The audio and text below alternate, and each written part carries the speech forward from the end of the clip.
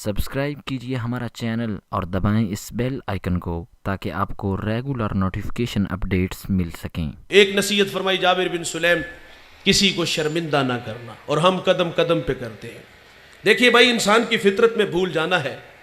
मरने वाला मरने से पहले रुजू ले आए, किए हुए गुनाहों पर शर्मसार हो, हिजरत करके पलट आए। ये वादा है अल्लाह का कि मैं उसके गुनाह को लोहे महफूज से मिटा देता हूँ। हम तो माइल बकरम है, कोई साइल ही नहीं, राह दिखलाएं किसे, कोई रह रवे मंजिल ही नहीं। जो गुनाह छोड़ते हैं आदत बारी ताला है, करम का कलम फेर देता है। लेकिन गुनाहगार के लिए दो इम्तिहान होते हैं। कुछ माजी की तलखियाँ होती है, वो तो बेचारा किसी को तबलीग कर रहा हो ना, तो पुराने दोस्त मिल जाएं तो उसकी तबलीग को गैर मौसर करते हैं। हाजी सनाउल्लाह साहब वो रातें भूल गए जब रंडियों के साथ गुजारते थे, वो रातें भूल गए जब इकट्ठे बैठ के शराब पीते थे। वो तो बेचारा दुखता हुआ दिल लेके मस्जिद में आता है कि चलो वहाँ नेकी का माहौल होगा, ज़ुबानें शाइस्ता होगी, मैं जाऊँगा तो मुझे इज्जत की जा पे बैठाएंगे। लेकिन इंतहाई माजरत से कहूँगा, उसके कदम बाजार से मस्जिद में आए तो हमारे नमाजी लोगों के रवैये भी बड़े तलख निकले। हमने कहा लो 100 चूहे खा के बिल्ली हज नू चली, और पाई तेनू मस्जिद अरा किने वहाया, चोर चोरी छोड़ देता, हेरा फेरी नहीं छोड़ता, जूते चुराने आए हो। वो भी बेचारा कहता अब जाऊं तो कहाँ जाऊं, ना पाए मानदन न जाए रफ्तन, ना पुराने दोस्त जीने देते हैं, ना मस्जिद के नमाजी जीने देते। ओ भाई थोड़े से दिल बड़े करो, सूरज अभी मगरब से तुलू नहीं हुआ, अभी तौबा का दर बंद नहीं हुआ। वादा है अल्लाह का आने वाले को, ये माफी का ऐलान है। एक शख्स ने 20 साल अल्लाह की इबादत की और 20 साल उसके हुक्मों को तोड़ा। 40 साल उम्र हुई, आईने के सामने एक दिन आके खड़ा हुआ, दाढ़ी में कुछ सफेद बाल नजर आए तो रोने लगा। ये जो दाढ़ियों में सफेद बाल आते मौत की निशानी है। यादाश्त कमजोर होना शुरू हो जाए, समझ लो कि मौत का वक्त करीब आ गया है। ये उठते जनाजे, ये फैली कब्रें, ये बिछे हुए सफ़े मातम, ये पैगाम मौत देते हैं। दाढ़ी में सफेद बाल आए तो रोने लगा और अर्ज करता है मालिक 20 साल तेरी नाफरमानियों में गुजार दिए, अगर मैं लौट आऊं तो तू मेरे साथ क्या सलूक करेगा।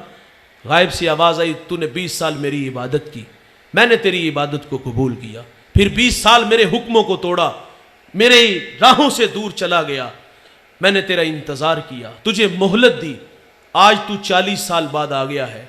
आवाज आती है तेरा रब बड़ा रहीम है, तेरा रब बड़ा करीम है, मैंने तेरे माजी के सारे गुनाह माफ फरमा दिए हैं।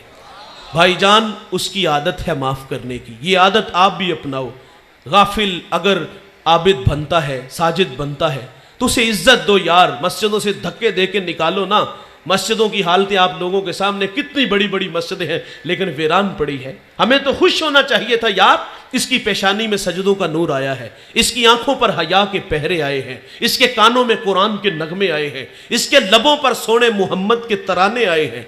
हमें तो जगह देनी चाहिए थी, लेकिन हमारे रवैये इतने तलख निकले कि वो फिर उन राहों से दूर चला गया।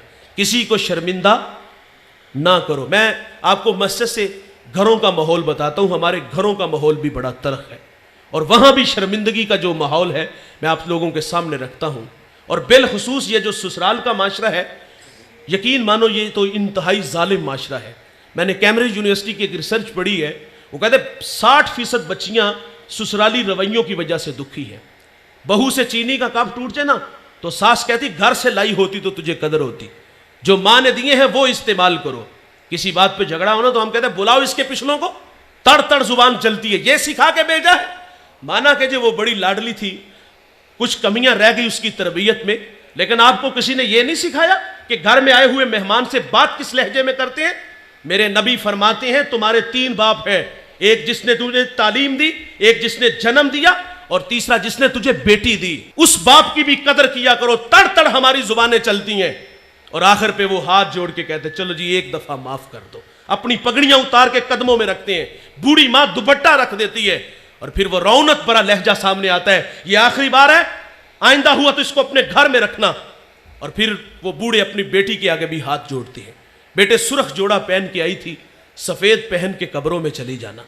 वो बेटी भी कहती ये कैसे माँ बाप है, पहले मैं रुसवा हुई फिर मेरे सामने इन्हें रुसवा किया गया। कभी तो मैं घर की रौनक थी, जिगर का टुकड़ा था, क्या ये मुझे 2 वक्त का खाना नहीं दे सकते, रहने के लिए एक चारपाई बिस्तर नहीं दे सकते। वो बेटी को समझाते हैं बेटे तलाक याफ्ता बेटी को हमारा माशरा कबूल नहीं करता। हम कहते हैं जरूर इसमें कोई ना कोई गलती होगी। और कभी उस कमीने से भी पूछा जिसने तलाक दी है, لوگ ہمارے پاس مسائل لے کے آتے ہیں، کوئی اتنی بڑی بات نہیں ہوتی، چھوٹی چھوٹی باتوں پہ طلاق دی جا رہی ہے، اور پھر بوڑھے ماں باپ یہ بھی کہتے بیٹی اگر تو طلاق لے کے آ گئی نا تو تیری 2 چھوٹی بہنیں ابھی گھر میں بیٹھی ہیں، ان کا رشتہ کون لے گا؟ اور کچھ بیٹیاں ایسی بھی دکھی ہیں میرے بھائی جن کے بھائی شرابی ہیں، کچھ بیٹیاں ایسی جن کا باپ شرابی ہے، ساری زندگی شرابی کی بیٹی کہلاتی ہے، ساری زندگی شرابی کی بہن کہلاتی ہے۔ میں ہاتھ جوڑ کے اس مجمع میں اگر کوئی بھائی شرابی ہے تو ہاتھ جوڑ کے کہوں گا اپنی بہن کے حال پہ رحم کرو۔ اس مجمع میں اگر کوئی باپ شرابی ہے تو ہاتھ جوڑ کے کہوں گا خدا کے لیے اس بری عادت کو چھوڑ دو۔ وہ تو پہلے ہی بڑی دکھی ہیں لیکن ہمارے رویوں کی وجہ سے انہیں ساری زندگی تانے سہنے پڑتے ہیں۔ اور کچھ بیٹیاں ایسی جن کے ہاں اولاد نہیں ہوتی، ہم کہتے بیٹے اس کو طلاق دو، تیرے لیے لڑکیوں کی کوئی کمی نہیں ہے، اور یہ کوئی گڈی گڈے کا کھیل ہے بھائی، یہ ٹشو ہے جسے یوز کیا اور پھینک دیا۔ ہمارے گھروں میں بیٹیاں نہیں ہیں، یہ آزمائش ہماری بیٹی پہ بھی تو آ سکتی ہے، اور اگر صرف بیٹیاں ہونا تو ہم پھر بھی نہیں جینے دیتے۔ اللہ نے مجھے بیٹی دی، میں نے اللہ سے مانگ کے لی۔ ساتھ والے کمرے سے رونے کی آواز آئی تو میں نے اپنی ساسو ماں سے عرض کیا کہ دیکھیں خیریت ہے، ماں چل بسی یا بچے کو کچھ ہوا؟ وہ 2 لمحوں کے بعد واپس آئی تو آگے بتا دیجیے 4تھی بیٹی ہوئی ہے۔ او کیوں تقدیر سے الجھتے ہو یار، ہم تو ایک انگلی بھی نہیں بنا سکتے، وہ مالک ہے کسی کو دے یا نہ دے، بیٹیاں دے بیٹے دے یہ اس کی مرضی ہے، بیٹیاں ہوں تو پھر بھی نہیں جینے دیتے۔ یہ ہمارے رویے ہیں۔ میں اس بڑھیا کو آج تک نہیں بھول سکا، میں ایک فیصلے میں تھا تو میں نے بات سنی تو کوئی اتنی بڑی بات نہیں، میں نے کہا چلے جی جانے دے، یہ بھی بیٹی ہے۔ تو آگے سے وہ اس بڑھیا نے پاؤں سے جوتا اتارا اور اس کے بھائی کے منہ پہ پھینکا اور کیا کہا کہ جتی پوری آئی نہ آئی تے لا کے سر چھڑی۔ ایک عورت کے بارے میں کہہ رہی ہے، اس کے گھر میں بھی تو بیٹیاں ہوگی، وہ بھی تو کسی کی عورت ہے۔ میرے ایک کریم آقا کی خدمت میں سیدہ فاطمہ حاضر ہوئی، عرض کرتی ابا جان، امی کہتی وہی کے وقت جو چادر آپ کے کندھوں پہ ہوتی تھی وہ مجھے عطا فرما دے۔ حضور فرما دے فاطمہ اپنی والدہ سے پوچھو چادر کرنی کیا ہے، اور حضور بھی پیچھے پیچھے تشریف لے آئے۔ حضور فرما دے خدیجہ چادر کیا کرنی ہے، عرض کی اس کو بطور برکت کے لیے کفن کے لیے ساتھ لے جانا چاہتی ہوں۔ تو حضور فرماتے آپ مجھ سے چادر مانگ رہی ہو، اگر میرے جسم کی جلد بھی مانگتی تو میں محمد تمہیں وہ بھی اتار کے دے دیتا۔ حضور عورت کو عزت دے رہے ہیں اور ہم کہتے ہیں یہ پاؤں کا جوتا ہے۔ سیدہ عائشہ پانی نوش فرما رہی ہیں، حضور فرماتے اس میں کچھ بچا لینا۔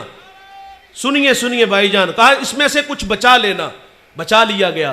اور حضور سیدہ سے فرماتے کہاں لب رکھ کے پانی پیا، عرض کی حضور یہاں لب رکھے، تو میرے نبی وہیں ہونٹ رکھ کے پانی پیتے ہیں۔ اور حضور عورت کو عزت دے رہے ہیں، ہم پاؤں کا جوتا کہہ رہے ہیں۔ ایک بات یاد رکھیے گا جوانوں، جب تک میاں بیوی اور تیسرا اللہ ہوتا ہے گھر برباد نہیں ہوتے۔ ہماری زندگی میں جب کوئی چوتھا بندہ آتا ہے تو گھر برباد ہو جاتا ہے۔ مجھے ایک صاحب کہتا ہے جی میرا فیصلہ میرے بہنوئی اور بڑی ہمشیرہ کریں گی۔ میں نے کہا وہ ماں کا روپ ہے، لیکن آپ سے میرا ایک سوال ہے کہ آپ کے منہ میں دودھ کے دانت ہے یا یار ابھی تک فیڈر پیتے ہو؟ اور فیصلہ کرنے کی بھی طاقت ہم نہیں رکھتے؟ اور یار ہم کیوں اپنے کمرے کی آواز کو باہر نکالتے ہیں؟ میرے نبی فرماتے تمہیں عورت کی اگر کچھ باتیں اچھی نہیں لگتی، کچھ اچھی ہیں، وہ دیکھ کر کے درگزر کر دیا کرو، لیکن ہم کٹہرے میں کھڑا کر کے رسوا کرتے ہیں۔ اپنے مزاج میں تھوڑی سی نرمی پیدا کرو۔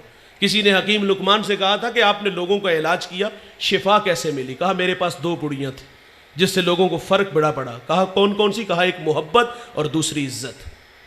کسی نے کہا اگر فرق نہ پڑے تو فرمایا مقدار بڑھا دیا کرو۔ یار آپ بھی تھوڑی سی مقدار بڑھا دو، یہ رونق یہ تکبر چھوڑ دو یار۔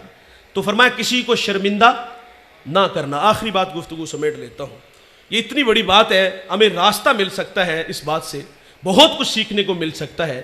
رسول اللہ صلی اللہ علیہ وسلم کی اقتداء میں صحابہ نماز کے لیے کھڑے ہیں، ایک صحابی کی ہوا خارج ہو گئی، وہ اٹھ کے وضو خانے جانے لگے۔ ظاہر ہے اٹھتے تو صبح کی شرمندگی محسوس کرتے، ابھی اٹھنے ہی لگے تھے کہ حضرت عبداللہ ابن عباس رضی اللہ تعالیٰ عنہ عرض کرتے ہیں آقا اگر اجازت ہو تو ہم سب جا کے وضو بنائیں۔ اب کیا خبر کہ کس کی ہوا خارج ہوئی ہے، شرمندہ ہی نہیں ہونے دیا۔ کائنات کے معتبر لوگ، عزت کے لوگ وہ لائق وہ ہیں جوانوں جن کے پاس اچھے اخلاق ہیں۔ تیرا اخلاق دیتا ہے پتہ تیری بلندی کا، تیرا یہ جھک کے ملنا کہہ رہا ہے آسماں تو ہے۔ اللہ ہمیں اچھے اخلاق عطا فرمائے۔